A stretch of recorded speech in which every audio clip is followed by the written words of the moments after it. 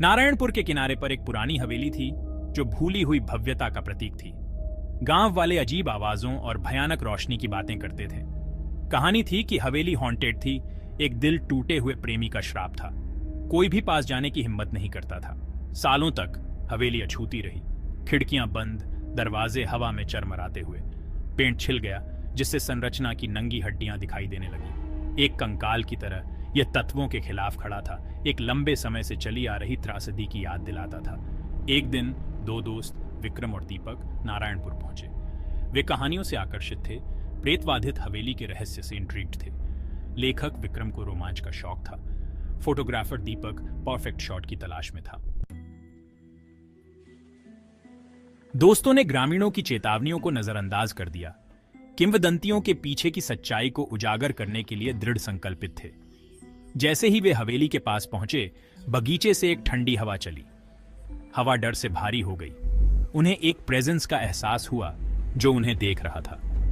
अंदर हवेली अंधेरी और खामोश थी। हर तरफ धूल जमी हुई थी। ऊंची छतों से मकड़ी के जाले लटके हुए थे। विक्रम और दीपक ने घबराहट भरी नजरों से एक दूसरे को देखा। वे अपनी ही धड़कनों को सुन सकते थे जो सन्नाटे में गूंज रही थी। दोस्तों ने एक्सप्लोर करना शुरू कर दिया। हर कमरा सड़ते फर्नीचर से भरा हुआ था। फीके चित्र उन पर घूर रहे थे, एक बीते युग के रहस्यों को फुसफुसा रहे थे।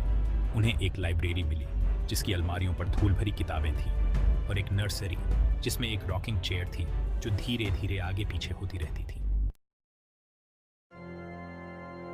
एक बंद संदूक में उन्हें एक डायरी मिली। इसके पन्ने सुंदर लिखावट से भरे हुए थे। डायरी आन्या नाम की एक महिला की थी। उसने राजेंद्र नाम के एक आदमी के लिए अपने प्यार और उस विश्वासघात के बारे में लिखा जिसके कारण उसकी मृत्यु हो गई। आन्या की डायरी में एक छिपे हुए कमरे के बारे में बताया गया था, एक ऐसी जगह जहां उसने अपनी सबसे कीमती चीजें रखी थी। विक्रम और दीपक ने घंटों तलाशी ली। अंत में उन्होंने उसे मास्टर बेडरूम में एक टेपेस्ट्री के पीछे छिपा हुआ पाया।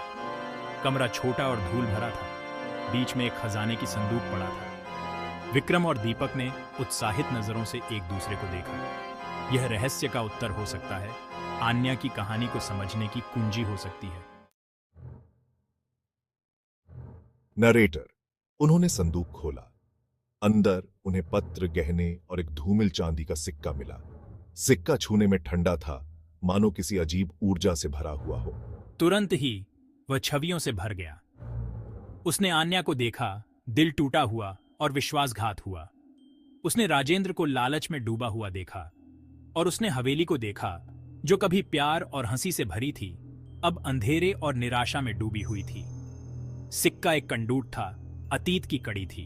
अचानक कमरे का तापमान गिर गया। हवा भारी हो गई। विक्रम को एक प्रेजेंस का एहसास हुआ, ठंडा और खतरनाक।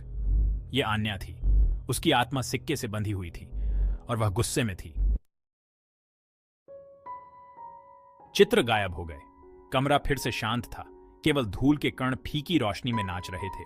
हिल गए, लेकिन अनहार्म्ड विक्रम और दीपक ने आन्या की डायरी और चांदी का सिक्का अपने साथ लेकर जाने का फैसला किया। वे हवेली को वैसे ही छोड़ गए जैसे उन्होंने पाया था, खामोश और स्थिर। लेकिन वे सच जानते थे, हवेली प्रेतवाधित थी, किसी राक्षस या दानव से नहीं, बल्कि एक दिल टूटे हुए महिला के सुलगते दुख से। गांव वाले उनकी कहानी को चौड़ी आंखों से सुनते थे, फुसफुसाते हुए प्रार्थना करते थे। विक्रम और दीपक अगले दिन चले गए, अपने साथ प्रेतवाधित हवेली की याद और आन्या की बेचैन आत्मा के अनसुलझे रहस्य को लेकर।